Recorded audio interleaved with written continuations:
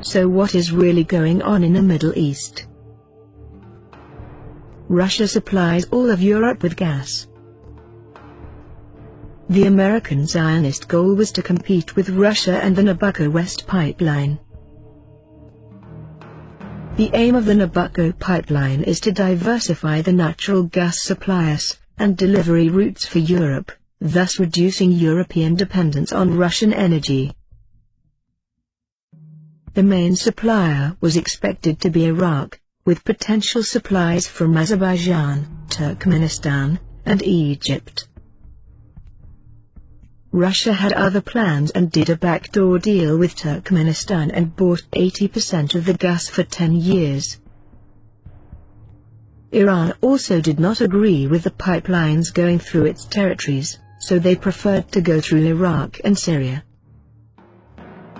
The project didn't go ahead because the cost of the gas would have ended up higher than Russia, so it failed. Now the US, Israel and their allies were thinking of another way and came up with the Gulf puppet state, Qatar. They wanted the pipeline to go through Syria, then through to Turkey, then on to Europe. Syria did not agree.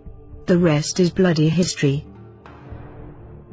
Qatar and Saudi Arabia, under the authority of the Zionist-controlled US, funded all the terrorist activities against the Assad government.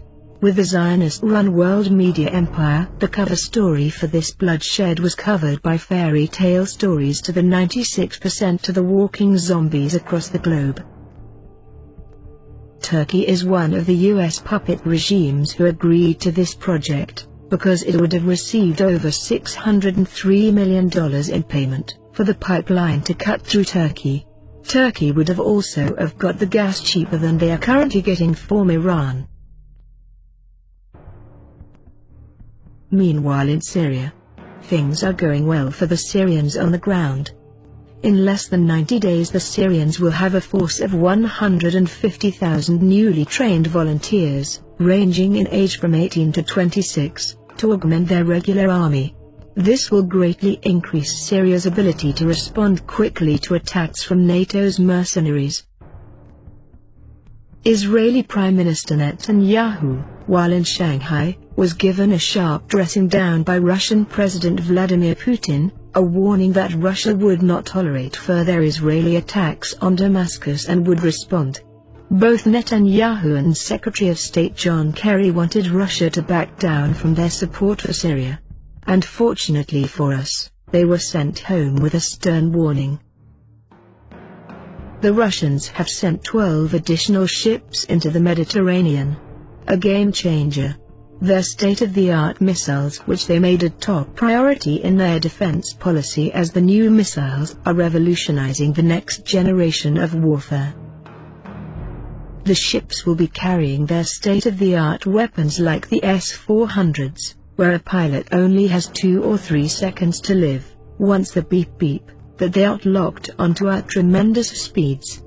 The Russian ships on patrol will be able to shoot any attacking Israeli planes down, including those returning to base post-attack. They can even be shot down while taking off. Israel's days of roaming freely over Lebanon airspace and their ability to launch air flight munitions without entering Syrian territory will be over. Any retaliatory strike by Israel would trigger a full response by the Russians that could include their bases and command structure.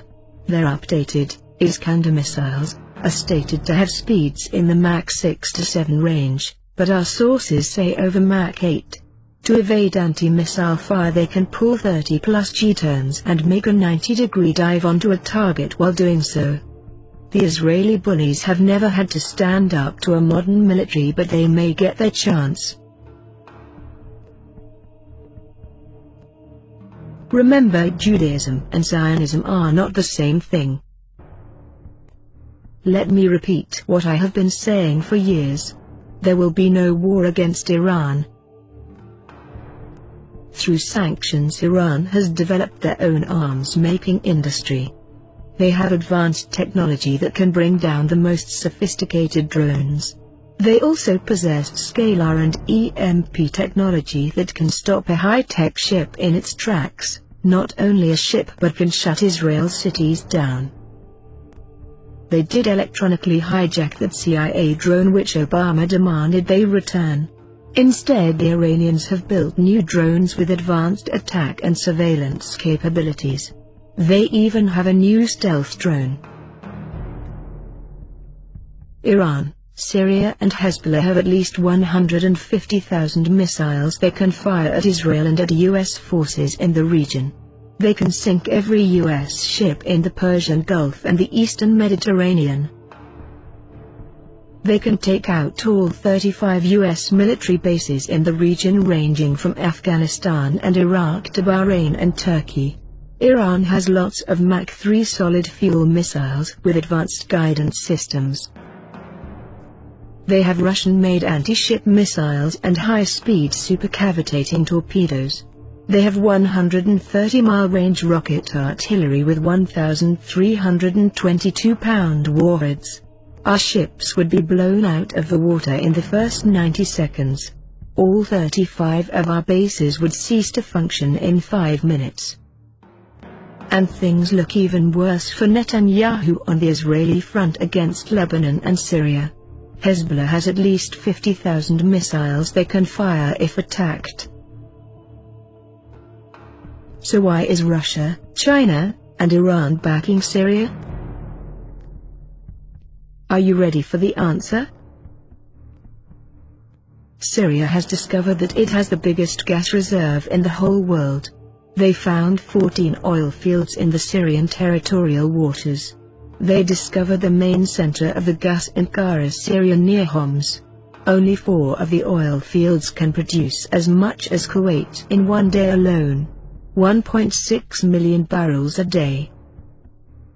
According to this researcher, the company called Ansys and J Tech that found these oil fields were later bought by the US, so the US